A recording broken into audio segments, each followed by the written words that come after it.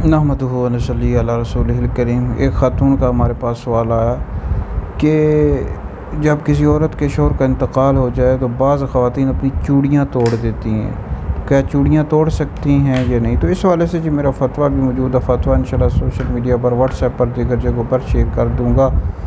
तो जिस औरत का शौहर फोत हो जाए उसकी जो इद्दत होती है 4 महीने और 10 दिन होती है। तो इद्दत के दौरान वो चूड़ियाँ उतार कर रखते, इद्दत के बाद इस्तेमाल करे। बहरहाल चूड़ियाँ तोड़ने की इजाज़त नहीं है, माल ज़ाया करने में आ जाता है। इस हवाले से जो बुखारी शरीफ में हदीस मौजूद है, नबी करीम अलैहिस्सलाम ने इरशाद फरमाया कि अल्लाह रब्बुल इज़्ज़त ने तुम पर माओं की नाफरमानी करना, बेटियों को ज़िंदा दरगोर करना हराम करार दिया।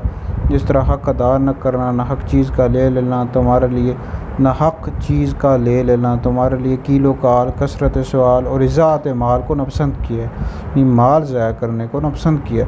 लिहाजा चूड़ियाँ तोड़ देना ये माल ज़ाया करने में आ जाता है, इसकी इजाज़त नहीं है। ये वीडियो सुनकर आगे भी शेयर कर दें, आपके लिए बहुत बड़ा सदका जारी है।